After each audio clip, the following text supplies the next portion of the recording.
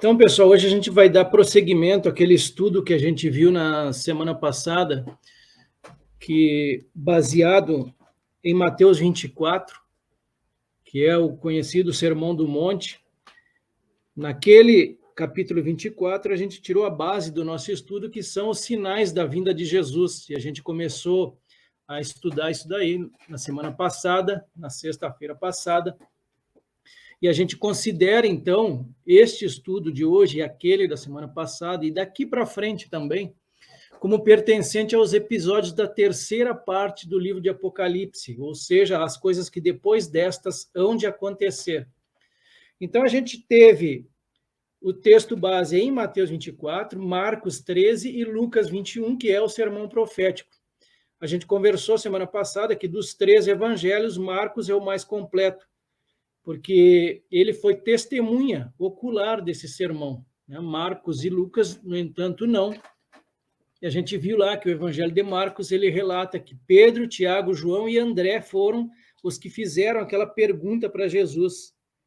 Que eles vão dizer assim, no Monte das Oliveiras achava-se Jesus assentado. Quando se aproximaram dele os discípulos, em particular, lhe pediram: dize-nos quando sucederão estas coisas, e que sinal haverá da tua vinda e da consumação do século. A gente viu semana passada, falamos sobre essas três perguntas, a gente falou um pouquinho sobre a destruição do templo, a gente falou um pouquinho semana passada também que Jerusalém está sob disciplina, falamos sobre isso, falamos também sobre o princípio das dores, que é justamente em Mateus 24, do versículo 3 ao 14, a gente colocou assim, seria a resposta da segunda pergunta, é a primeira metade da grande tribulação, é a descrição geral dos eventos que irão assinalar o fim do mundo ou o fim desta era, são os sinais dos fins dos tempos. A gente comentou um pouquinho sobre isso também, e a gente começou a falar sobre os sinais da vinda de Jesus. Nós deixamos bem claro que esses sinais da vinda de Jesus, que fala das dores ali, o princípio das dores, é como a dor de parturiente. A primeira visualização, nós estamos dentro da abertura dos 7 selos, esses sinais eles vão se intensificar quanto mais nos aproximamos da grande tribulação. E durante a grande tribulação eles vão se cumprir plenamente. Então tá aí, as dores de parto, falamos sobre isso aí, Mateus 24, 8, mas todas essas coisas são o princípio das dores e elas vão se intensificando. Então tá aí o segundo sinal da vinda de Jesus, como enganos, falsos cristos e falsos profetas. E a gente finalizou ali Apocalipse 13, versículos 11 e 13. Vi ainda outra besta emergir da terra. Tinha 2 chifres, parecendo cordeiro, mas falava como dragão. Também opera grandes sinais, de maneira que até faz descer fogo do céu sobre a terra, diante de todas as pessoas. Isso aí está dentro do contexto da grande tribulação. Essa besta que emerge da terra é o braço direito do anticristo, conhecido como falso profeta. E hoje a gente vai dar prosseguimento, então. Tomem nota na mente de vocês, o terceiro sinal aí são guerras, rumores de guerras e conflitos. E aí diz assim, e ouvireis de guerras e de rumores de guerra.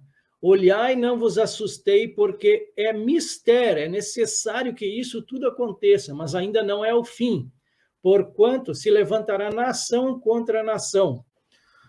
Daniel 9:26, e o povo de um príncipe que há de vir destruirá a cidade e o santuário. Então, esse povo que veio, que Daniel está profetizando aqui, revelado a Daniel, é o povo romano que no ano 70 ele destrói a cidade de Jerusalém, destrói o santuário também, o templo.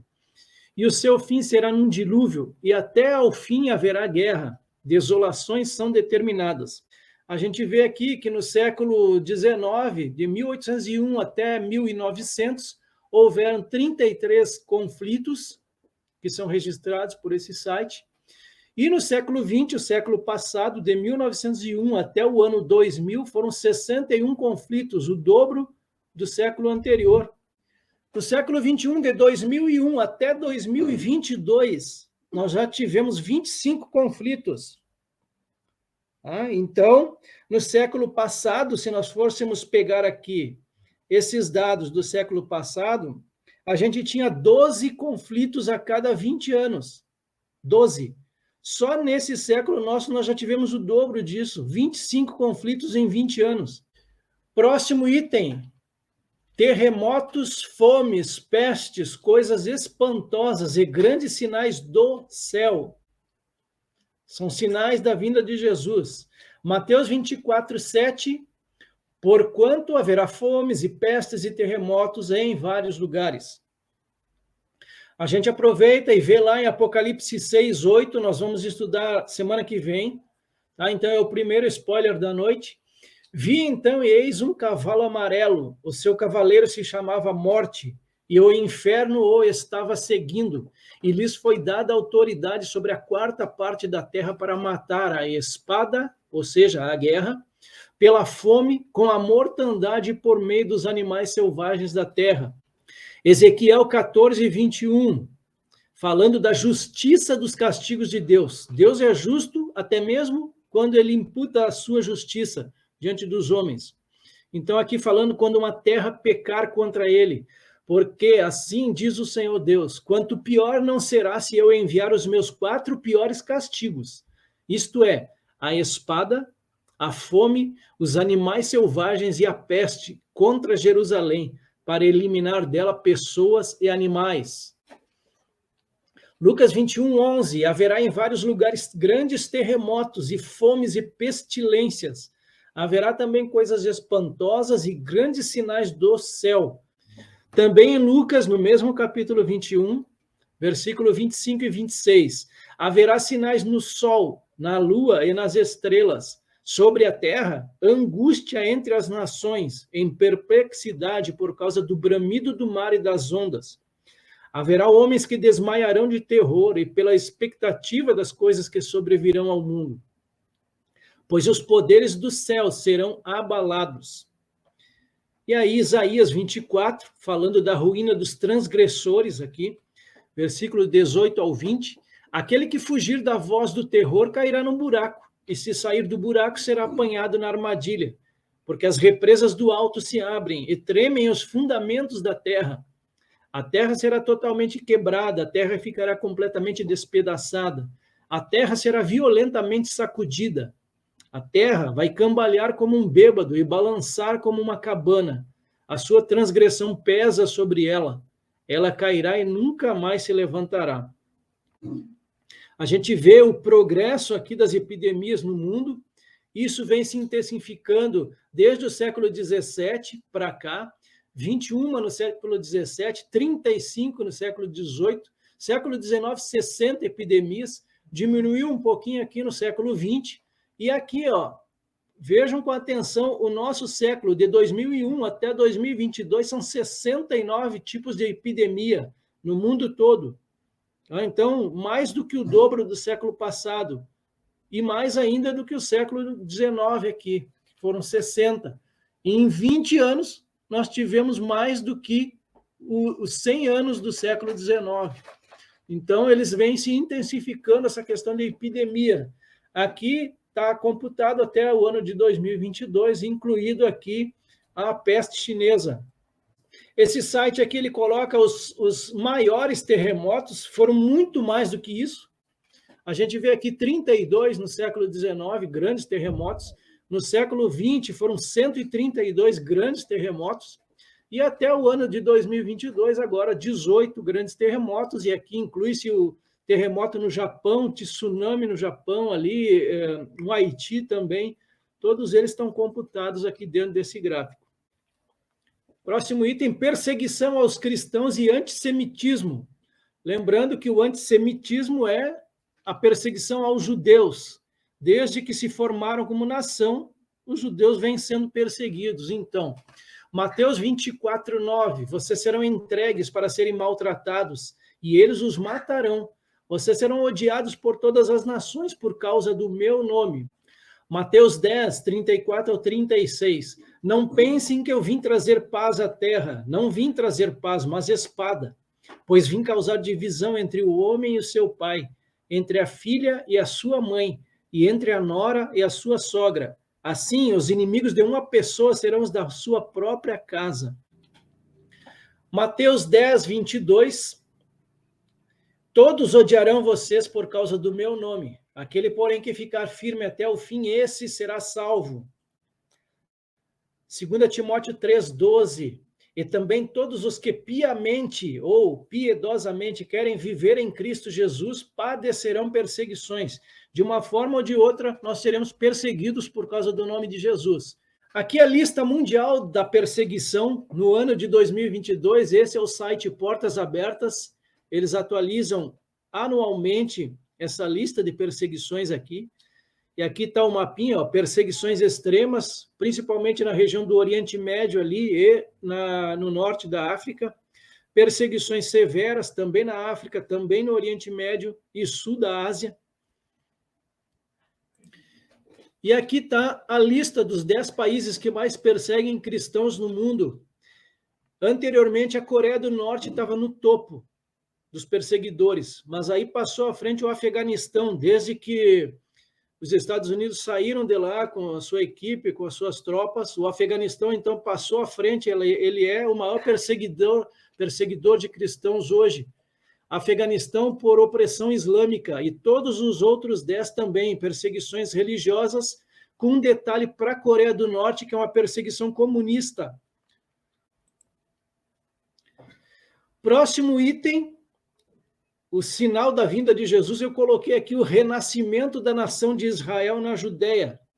Até a Segunda Guerra Mundial, ali ninguém imaginava que a nação de Israel fosse renascer, voltar. Mas se a gente fosse lá em Ezequiel 37, que é a principal referência desse texto, a visão de um vale de ossos secos, ela vai falar isso, é uma profecia de dupla referência que fala do renascimento de Israel, que acabou ocorrendo ali em 1948.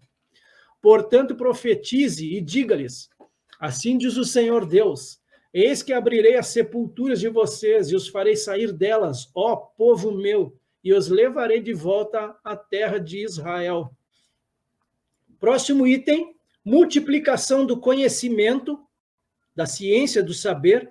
Eu coloquei esse sinal da vida de Jesus aí, mas eu vou deixar uma outra linha de interpretação a respeito disso, eu já vou ler para vocês aqui. Então, lá em Daniel 12, versículo 4, diz assim, ó, e tu, Daniel, encerra estas palavras e sela este livro até o fim do tempo. Muitos correrão de uma parte para outra, e o conhecimento, o saber, a ciência se multiplicará. Porém, no entanto, um dos autores aqui que eu tenho como referência dentro desse estudo, ele diz o seguinte: muitos pensam que esta expressão é uma profecia sobre os avanços do conhecimento científico e da tecnologia.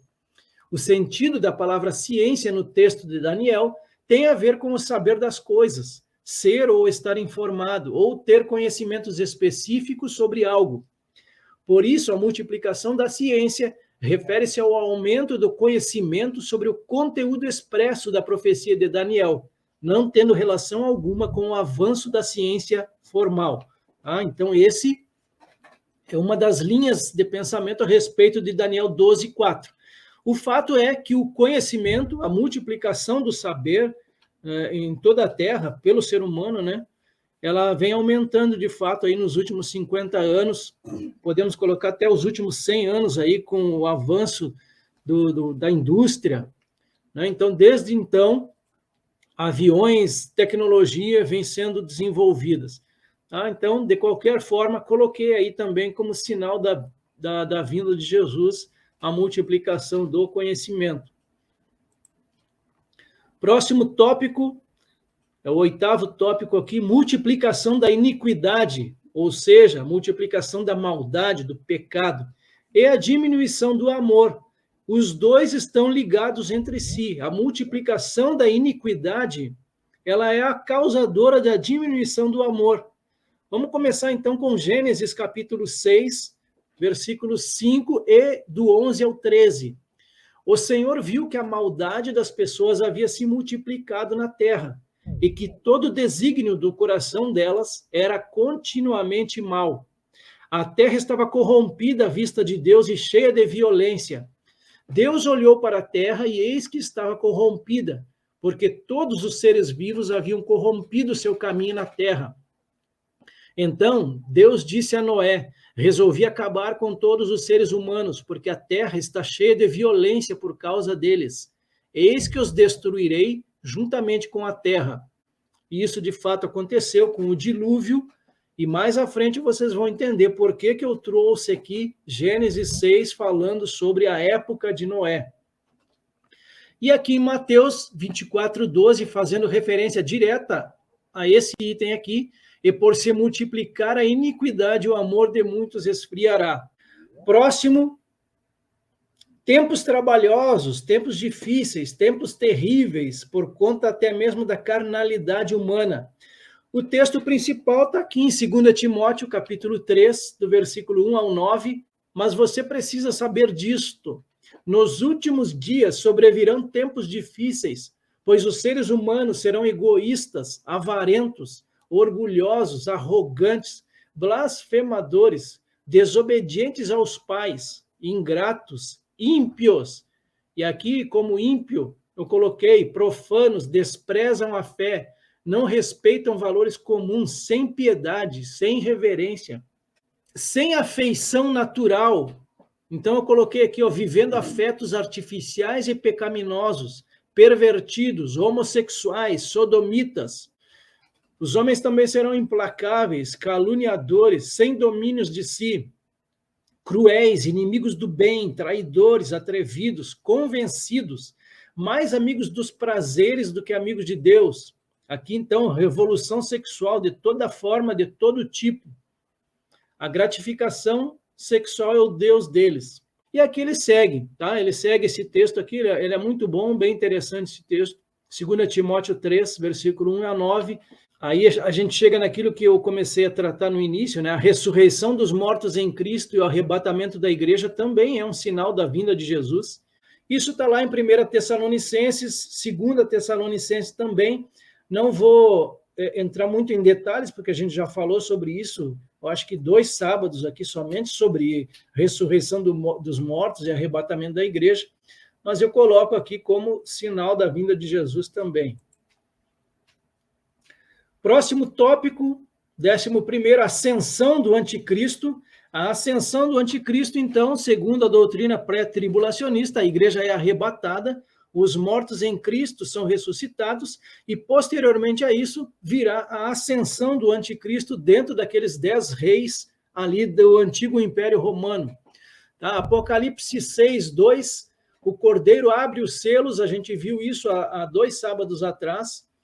Então vi um cavalo branco, o seu cavaleiro tinha um arco e foi-lhe dado uma coroa.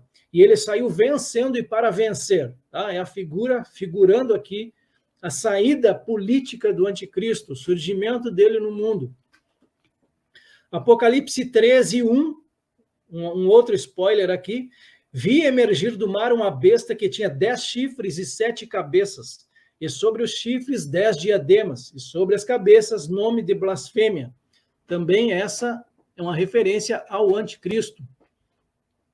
Daniel 7, versículo 7 e 8, o chifre pequeno, falando também sobre o anticristo. Não vou entrar muito em detalhes aqui nesse texto, mas aqui em Daniel também 7, 24 e 25, o rei, ele se levanta dos 10 reinos, tá? Dos 10 reis. Depois deles, se levantará outro rei que será diferente dos primeiros e derrotará 3 reis.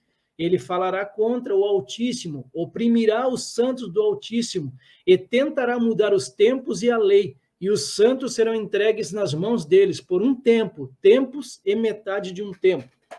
Aqui em 2 Tessalonicenses, capítulo 2, é a revelação do homem da iniquidade, falamos também um pouquinho sobre isso. E 2 Tessalonicenses também, só que agora no versículo 9, a esse cuja vinda é segundo a eficácia de Satanás, com todo o poder e sinais e prodígios de mentira. Próximo tópico, pacto de Israel com as nações árabes, com os gentios, construção do templo no Monte Moriá e quebra do pacto com Israel. E posteriormente a abominação desoladora. É uma sequência de coisas, tá? Então, logo na ascensão do anticristo, ele vai fazer um pacto, e isso pelas vias políticas, um pacto com Israel e com as nações árabes, que são os principais inimigos de Israel, os muçulmanos ali. E, naturalmente, vai ser construído o próximo templo, o terceiro templo, ali naquele lugar onde era o anterior. E, no final, ali no meio da grande tribulação, vai ser quebrado o pacto com Israel e virá a abominação desoladora. Vamos falar um pouquinho sobre isso, então. Apocalipse 11, versículo 1 e 2, spoiler também. Foi-me dado um caniço semelhante a uma vara, e também me foi dito: levante-se e vá medir o santuário de Deus, o altar e os que adoram no santuário. Mas deixe de lado o átrio exterior do santuário e não o meça, porque esse átrio foi dado aos gentios, que por 42 meses pisarão a cidade santa. Então, por 3 anos e meio, o anticristo ele vai dominar Jerusalém, e por 3 anos e meio ali eles vão pisar a Terra Santa. Essa é a profecia aí. Daniel 9, 27. O anticristo fará aliança com muitos por 1 semana. Na metade da semana fará cessar o sacrifício e a oferta de cereais. E aí, sobre a asa das abominações, virá aquele que causa desolação, até que a destruição que está determinada seja derramada sobre ele. Então ele vai sentar no templo lá, que vai ser reconstruído, e vai agir como se fosse ali o próprio Deus.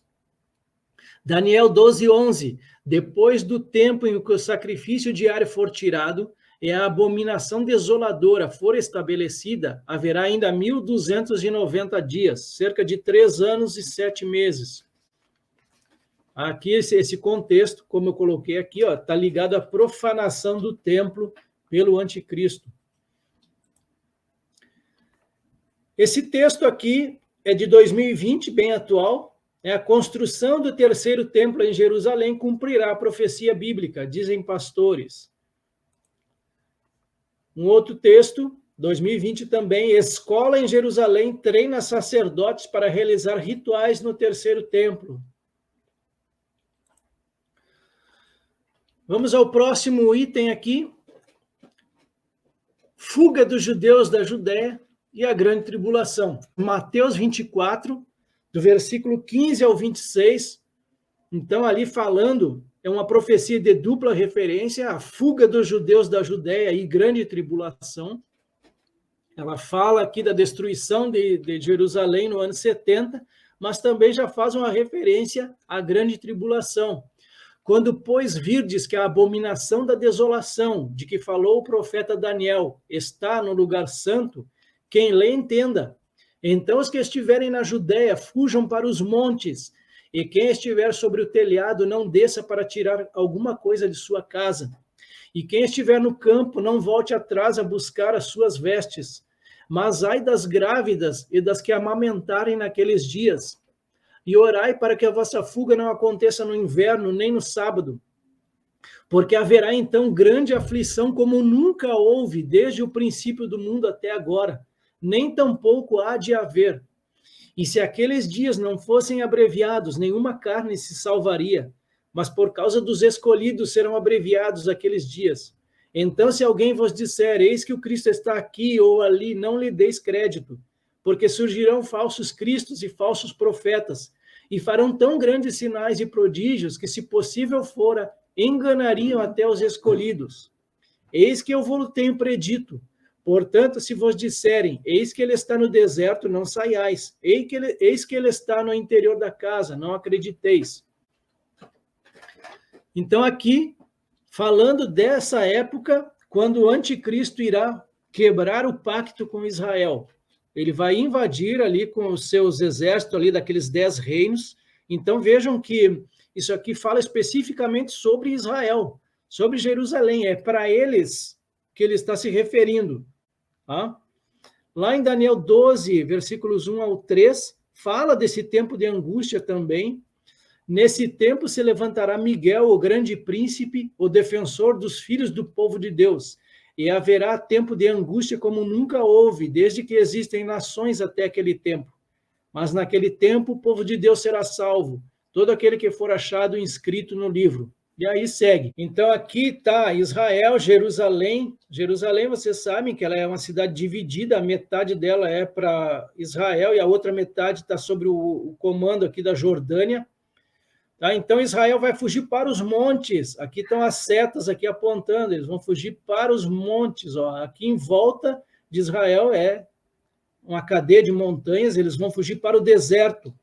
Vão fugir para a região da Jordânia e possivelmente para a Arábia Saudita também. Então, um detalhe, Deus ele vai proteger Israel durante todo esse tempo aqui no deserto, milagrosamente, não sabemos como, mas isso vai acontecer. Aqui é um texto lá sobre a época em que os romanos destruíram Jerusalém, 30 de agosto de 70, Israel caiu diante dos romanos. Eles invadiram Jerusalém, conseguiram invadir, foi uma verdadeira carnificina também. Então está aqui, ó, 30 de agosto do ano 70, marca o fim do cerco romano a Jerusalém. Foi um cerco aí de 7 meses ali. Ainda sobre a fuga dos judeus da Judéia, lá na época de Moisés, ele vai exortar o povo à obediência, Deuteronômio 4, do 27 ao 31, eu vou ler apenas o que está aqui no finalzinho. Quando estiveres em angústia e todas estas coisas te sobrevierem nos últimos dias, e te voltares para o Senhor teu Deus, e lhe atenderes a voz, então o Senhor teu Deus não te desamparará, porquanto é Deus misericordioso, nem te destruirá, nem se esquecerá da aliança que jurou a teus pais. E Daniel 12, 7, passarão um tempo, tempos e metade de um tempo, e quando tiverem acabado de destruir o poder do povo santo, estas coisas todas se cumprirão. Então existem várias profecias ali que indicam claramente que a grande tribulação ela está voltada para o povo judeu principalmente. 14º item, ou 14º sinal, indiferença, procrastinação. E o que significa essa palavrinha, procrastinação? Significa adiar, deixar para depois, postergar, demorar. E o terceiro, a letargia, que significa apatia, indolência extrema, marasmo. Então, esses 3 aqui são sinais que eu coloquei: indiferença, procrastinação e letargia. São sinais da vinda de Jesus. Lucas 17. Assim como foi nos dias de Noé, será também nos dias do Filho do Homem. Comiam, bebiam, casavam e davam-se em casamento, até o dia em que Noé entrou na arca. Veio o dilúvio e destruiu todos. O mesmo aconteceu nos dias de Ló. Comiam, bebiam, compravam, vendiam, plantavam e edificavam. Mas no dia em que Ló saiu de Sodoma, choveu do céu fogo e enxofre e destruiu todos. Assim será no dia em que o Filho do Homem se manifestar, na vinda de Jesus. Tudo isso aqui vai acontecer e vai estar acontecendo. Indiferença, procrastinação, letargia. Os homens da época de Noé foram avisados que Deus destruiria a terra. Na época de Ló, Deus avisou que ia destruir Sodoma e Gomorra, por conta principalmente da depravação sexual, homossexual. Então, Deus avisou todos os dois e ele está avisando nós hoje também. Ele virá com a grande tribulação, mas ele vai tirar, assim como tirou Noé antes, vai tirar Ló também, e assim vai tirar a igreja, antes que isso venha acontecer. Próximo sinal que eu coloquei: escândalos, traições e ódio. Mateus 24, ele é a referência para esse estudo. Mateus 24, 9 e 10. Então vos hão de entregar para serdes atormentados e matar-vos-ão, e sereis odiados de todas as nações por causa do meu nome. Nesse tempo muitos serão escandalizados e trair-se-ão uns aos outros, e uns aos outros se odiarão. Conforme o tempo vai avançando, isso vai se tornando mais comum. Então, escândalos, traições e ódio.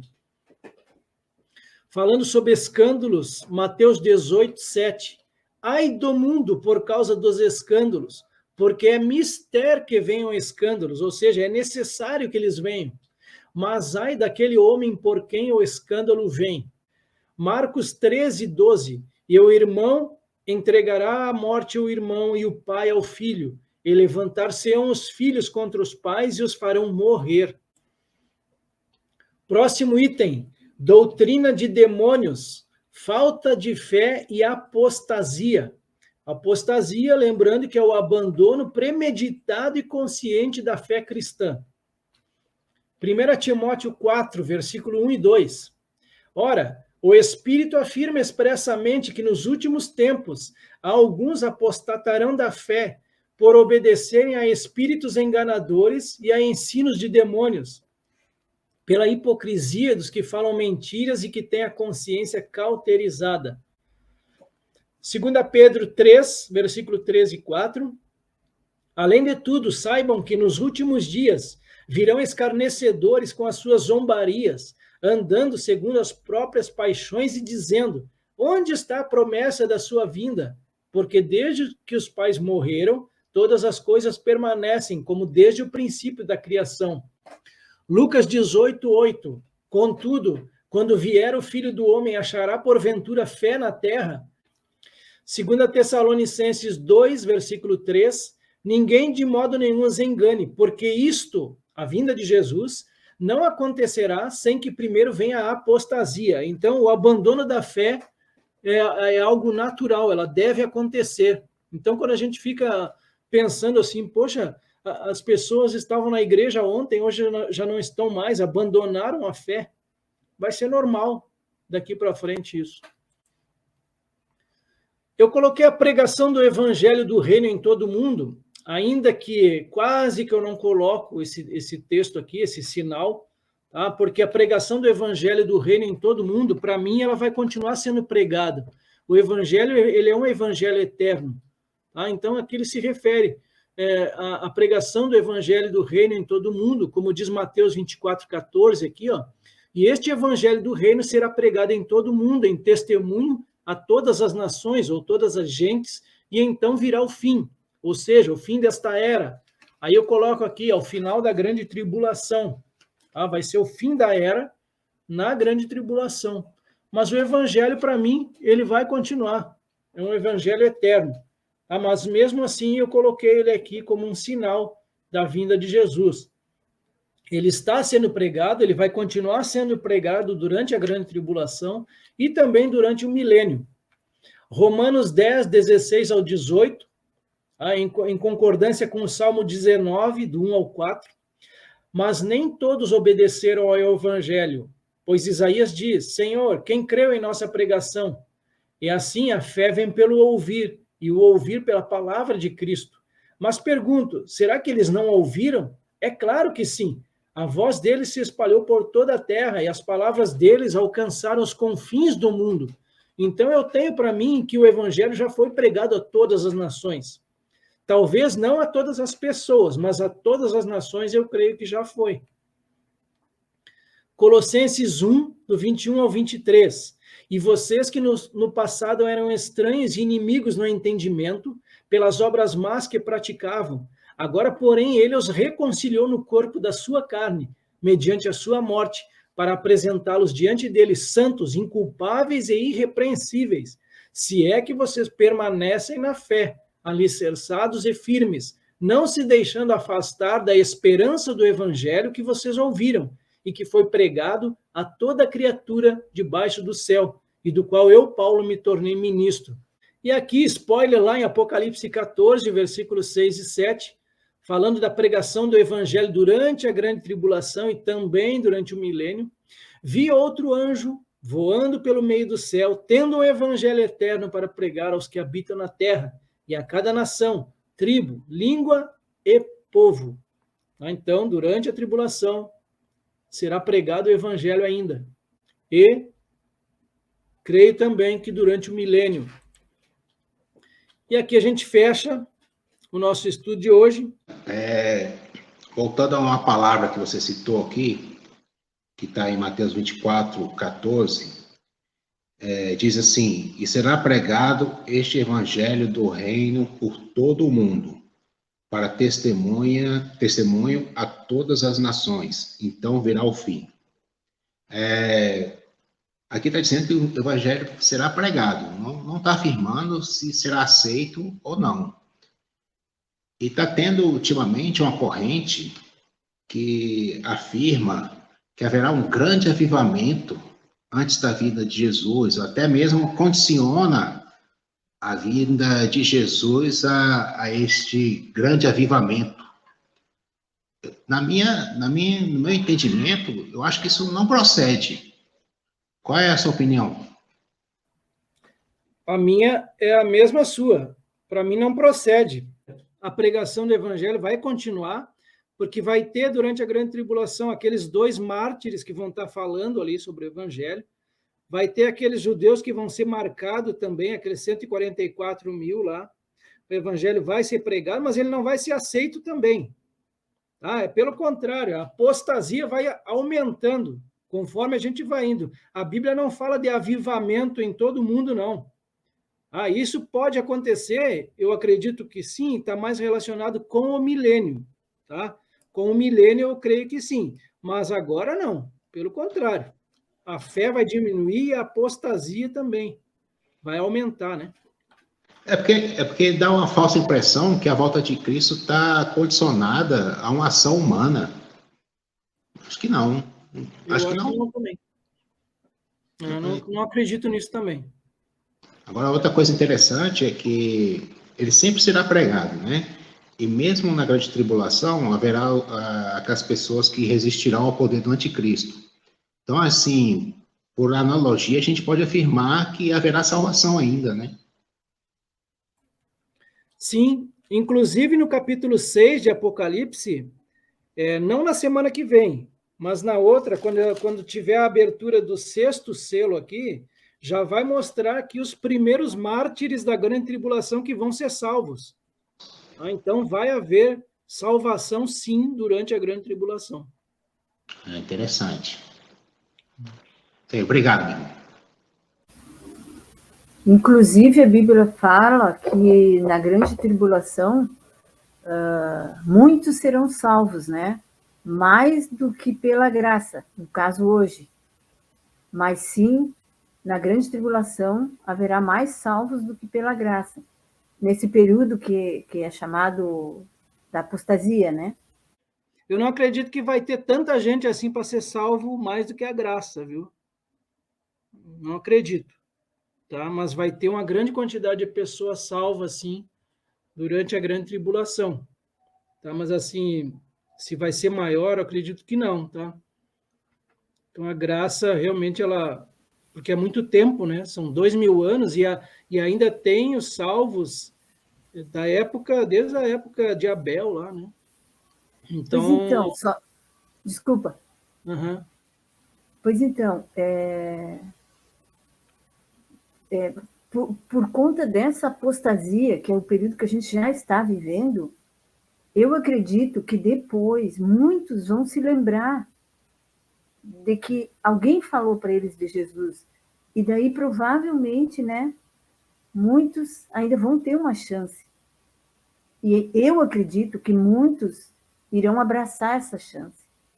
Eu creio, acredito nisso. Inclusive nossa família, nossos familiares próximos, entendeu?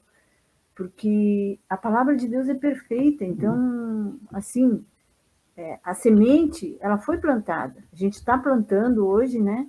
E uma hora ela vai ter fruto, ou seja agora, ou seja depois. Eu creio, né? Posso estar errada, mas que assim seja, né? Porque se não querem agora, que é de graça, imagina depois. Na verdade, era isso. Sim, concordo contigo. Muitos vão ser salvos mesmo. Tá? Só a questão que eu falei, né? No caso, assim, pô, vai ter mais gente salva? Eu acho que não. Eu digo assim, vai ter mais gente se salvando? Vai ter, mas não mais do que a era da graça, assim, né? Porque é muito tempo, porque vão ser 3 anos e meio de grande tribulação mesmo, né? Entendeu? Um tempo muito curto, para que seja mais do que toda a época da graça ali, mas vai ter bastante gente salva, assim. Eu creio, inclusive familiares nossos. Sim, sim, eu entendi. Só para complementar, né? Quem é salvo quer salvar. Então, a gente tem na nossa mente que eles vão ter oportunidade, entendeu? Se não querem hoje, mas amanhã, depois, a gente torce para que isso aconteça, né? Isso é fato e a gente... O negócio é pregar o evangelho agora, né? Falar de Jesus, falar que existe a salvação e tal agora. Para que, né, talvez nessa época aí venha dar frutos, né? Embora a gente sabendo que vai ser muito difícil, né? Vai ser muito, muito difícil, mas a gente crê, acredita, né? E quer que muitos sejam salvos ainda, né? Era isso, amém.